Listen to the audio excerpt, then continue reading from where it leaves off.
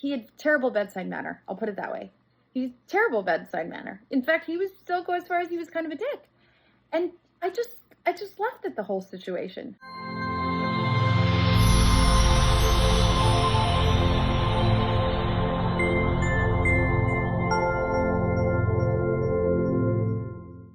Happy day 16. Cheers. Cheers to halfway through the 30 days of my 30-day video diary. I'm halfway through. I'm on day 16. I am disgusting and gross and I need to get in the shower, but I didn't want to wait until I was in bed tonight to do my recording because I did want to share some things I learned yesterday that hopefully maybe add some value to, maybe it might help you in some way in your life. Something might spark something. I know when I watch people who are on YouTube, spiritual teachers, right now it's Michael Singer, when I watch them and they say things that really click, that really resonate, I think in the moment I'm so grateful that they did this, because just that one thing is like, oh my gosh, I get it. And I'm the type that when I learn something, I really want to apply it. Like I'm not the type that just wants to learn something and then like not do it. In fact, probably more of the opposite. I dive in head first. I go all in. I go all in. And maybe to a detriment, I'm not sure, but that's why it's important for me that when I go all in, it's on things that are going to make me a better person and grow and evolve spiritually. And so right now it's Michael Singer. I go full force in, and then I experiment. I remember doing this when I first started reading Dr. Joe Dispenza, and just was so blown away by the book You Are the Placebo, and started meditating right away. Never had meditated a day in my life, and I didn't really like it, but I was so determined. Like I was so unhappy in my life, and I knew something needed to change desperately. In fact, the driving force really was that I just had this innate sense or feeling that I would get sick, physically sick, if I didn't change something. I don't know why I thought that. I had never been into like holistic health or anything like that. I just had this innate knowing if I kept up what I was doing and how I was living, that it would not be good. And so I dove in head first, and I meditated almost pretty much every day. For, those meditations were 45 minutes, and it was really frustrating. I couldn't really quiet my mind, but I just stuck to it. And then I remember about close to a year into that, I went to my first Dr. Joe Dispenza retreat. Back then, they were only progressive workshops. Well, back then he did progressive workshops all the time, and they were only Friday to Sunday, so 2 days really. And I went with my mom and my sister, and just, oh my gosh, had the most amazing experience. And at that time, he didn't teach his specific breath that he teaches. He didn't teach that. He only taught that at the workshops. So like you couldn't learn about it beyond being at the workshop. Like he didn't talk about it in YouTube videos. You couldn't access it in the regular meditations unless you'd actually been to one, and then you had access to advanced meditations. So you only learned about it if you went to a workshop. And so my first progressive workshop, he taught us about this breath that he teaches. And I remember like the first time doing it at the workshop, I was like, I was super frustrated. I couldn't understand it. It was like weird in my body. I didn't understand it, but I'm just, when I learn something again, I'm just determined to experience it. Like I do not want to just know it in my head. I want to actually experience it. So I went home, and I just like the whole way home, it has to do with squeezing your pelvic floor. And I just practice it nonstop. I like literally just sitting at work. I practice it nonstop. So a couple days into that, I definitely felt a surge of something that was about to happen, and it scared the shit out of me. So I shut it down.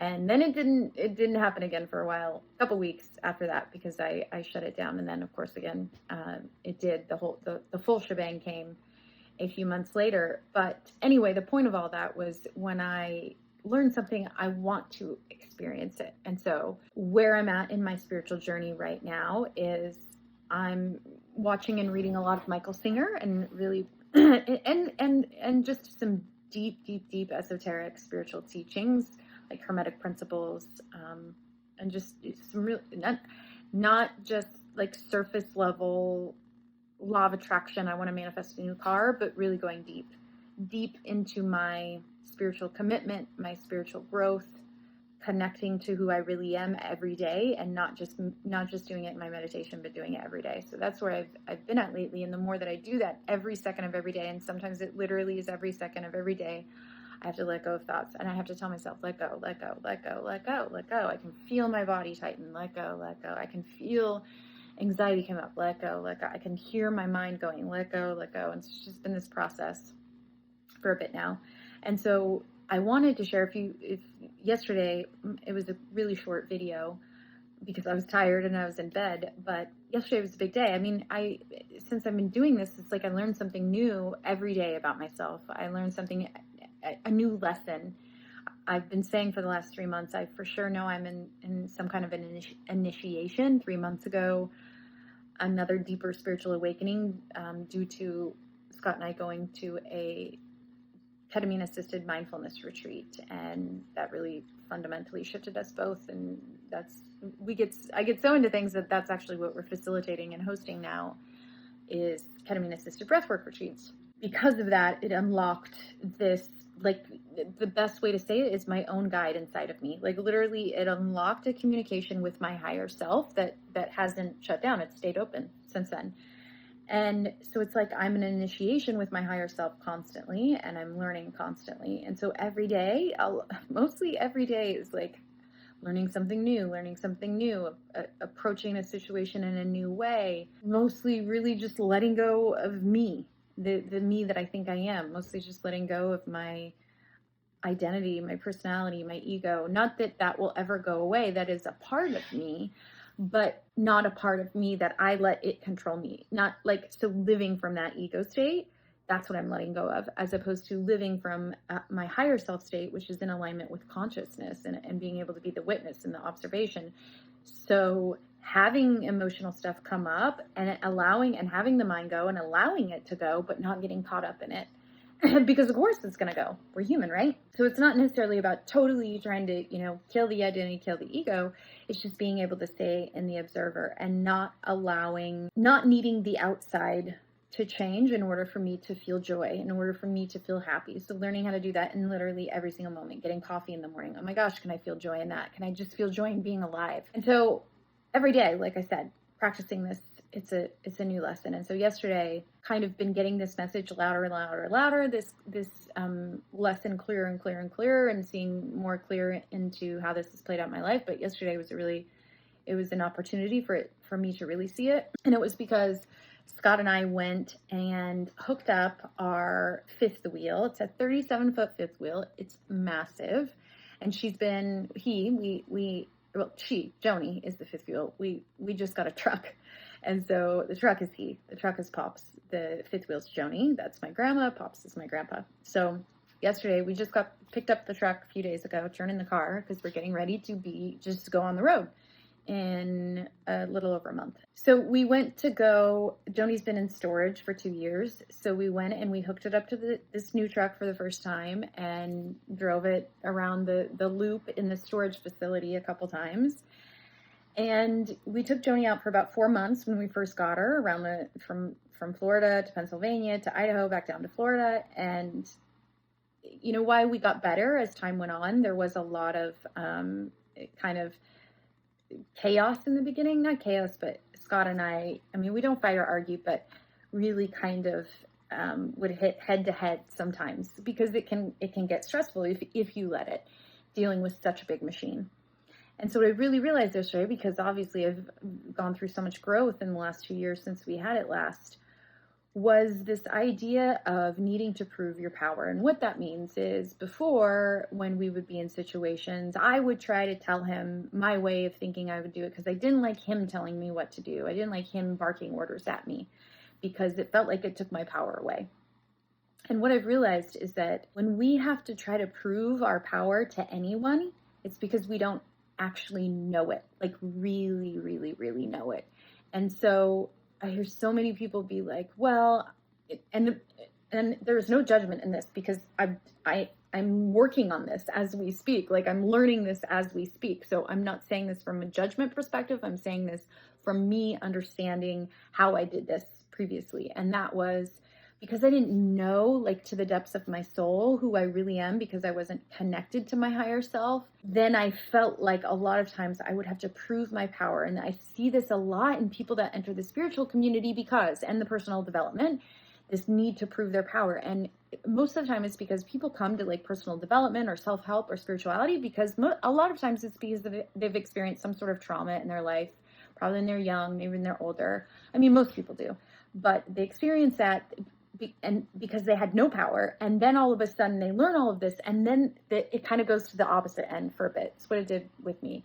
The bar swings all the way to the other side, and then it's like, oh, I have to have this confidence, I have to prove my power to everybody, and I have to speak my voice, and it kind of goes to the other side. What I have learned about myself recently is that, people ask the question, well, then, I need to speak up, I need to speak my voice, and I need to tell them, I would have just whatever before. But the thing is, giving your power away just means giving your joy away, giving your peace of mind away, giving your happiness away. That's what giving your power away means. And when you truly know your power, most of the time, you're silent. There's no need or desire in you to have to try to prove it to anybody, because you just are. So it's more easy to just walk away from a situation with a smile on your face. It's more easier to engage in maybe a confrontational or intense situation in calmness and in peace, because you're not on your heels trying to prove that you are not going to be walked on and that you're strong and tough. And I remember many times Scott saying this to me in the past, like, you don't have to, what are you doing right now? Like, you don't have to prove your power to me. Like, I know who you are. And I didn't really understand it until now, because I saw this reflection in somebody else in my life. And I'm grateful for that. I saw this person in my life that I could see this person trying to prove their power to certain people. And I didn't see it until I saw it in her, because it was a reflection of me. And the reason why I saw it, so I've been seeing this myself, but yesterday it was so clear because I was able to stay so calm with Joni, and we were able to communicate so well. And even if he was telling me to do this and this and this, I had a smile on my face and was happy to do it. I didn't care if he was whatever. There was no need to argue. It was just communication. It was flow, and it was amazing, because I wasn't in fear of him thinking that he could yell at me. Because when I know my own power, number one, he sees that and knows that. And number two, when you know that, you're just happy. You're just joyous. You were just free. You're free. And so you would never waste time trying to argue or prove your power, prove anything to anybody. And most of the time, if you can sustain that long enough, you're probably going to end up being around more like really happy people and really joyous people, because law of attraction, you attract the energy that you are from within. And so if you're learning how to just be happy from within and not worrying about if people are yelling at you, or, I hear this all the time. People ask me all the time, like early on, I wondered it too, early on in my spiritual journey with my ex-husband, who had a terrible temper and treated me horribly at times. Well, what am I supposed to do? Just let him walk all over me? And the truth is, giving my power away didn't mean that I had to like stand up to him and yell at him. Certainly there's situations, I'm not saying not to stand in your power, but not to stand in your power from a place any other than love. Honestly, that is the most powerful you can be, is when you come from love. And when you're standing in love, oh my God, true. I'm talking about like, not like love for I'm talking about like unconditional, the energy, the frequency of creation, the frequency of love. You will topple any strong man, any strong woman, you will topple them with love, because love is a higher frequency than anger or frustration or any of that. Love is a higher frequency. And so for me, it's been looking at, when do I feel like I have to prove my power to people? Even simply, on the phone yesterday, before we went to Joni, I was on the phone, and even the attorney that I was just asking questions to about what that would look like, he had terrible bedside manner. I'll put it that way. He's terrible bedside manner. In fact, he was still go as far as he was kind of a dick. And I just left it the whole situation. And before it'd be like, well, I need to show him who I am. He can't talk. And I just stayed in my heart. I practiced staying in my heart and laughing at the end. Like, isn't life just beautiful that we have all these different personalities? And I honestly laughed. So yeah, this is sort of a new thing for me, and I'm really experimenting with it and playing with it and watching myself and being the observer and just practicing being in joy and not needing to prove that to anybody, not needing anything to happen on the outside, not needing anyone to say anything to me on the outside, to just practice being in joy and happiness. So maybe that's you. I don't know. Maybe you're at that stage. And all I can say to you is the best thing that I've done for myself is open my heart. That's it. That is where your life will fundamentally freaking shift, is when you can open your heart and live in an open heart from moment to moment to moment to moment, especially when you want to close it, especially when you're in situations you want to close it. Open it more and everything will change. So that's it. Day 16. I'll see you tomorrow. Day 17. I actually missed yesterday. Yesterday was supposed to be day 17, and I completely fucking forgot. Totally forgot until I think I was laying in bed last night about to go to sleep. So we will just skip that day and have today be day 17. Yesterday was supposed to be day 17, day 18, day 17, day 17. It is late, so once again, this video is going to be really short, but because I made a commitment to myself, 30 days of video diary showing up no matter what. Got caught in a rainstorm today.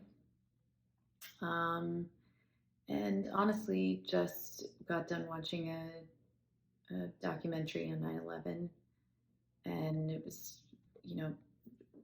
basically the documentary's footage, just tons of people's footages. That's the whole documentary put together, different people's footages of what happened. And oof, hard to watch something like that and just feel the amount of fear that was created in that day. A massive amount of fear, so much fear, and loss and devastation. So I'm going to keep this one short and sweet tonight. The message, the wisdom for today is just kiss someone you love. Give them a big hug and kiss them. And that's it. Just go do